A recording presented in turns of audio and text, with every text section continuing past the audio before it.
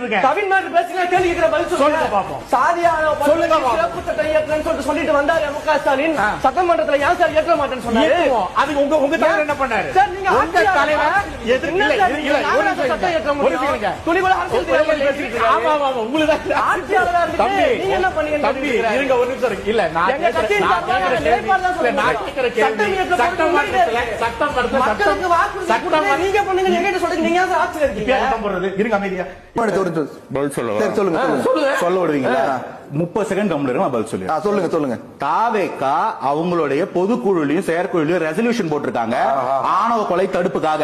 அது வரங்க உங்களுக்கு பதில் வேணாம். தாவேகா இந்தியாவில முதல் முறையா ஆணவ கொலை தடுப்பு சட்டம் வேணும், அது இமிடியட் எஃபெக்ட்ல கொடுங்கன்னு சுப்ரீம் கோர்ட்ல கேஸ் போட்டிருக்காங்க. இந்த நியூஸ் எல்லாம் 3 மாசம் ஆயிடுச்சுன்னு மறந்துடுவீங்க. இத்தனை நாள்ல எந்த ஸ்டேட் பார்ட்டியோ சென்ட்ரல் பார்ட்டியோ இந்த ஆணவ கொலை தடுப்பு சட்டம் தமிழ்நாட்டில் இந்தியா இந்த பிரச்சனை இருக்கு, இதுக்கு ஒரு தடுப்பு சட்டம் வேணும் எவ்வளவு போராட்டங்கள் நடந்திருக்கும்?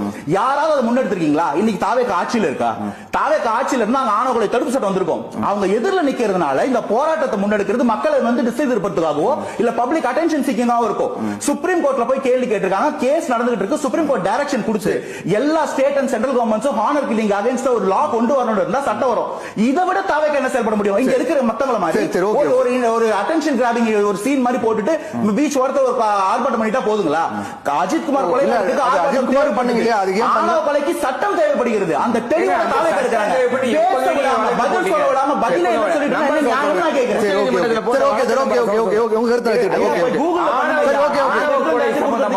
அரசாங்கம்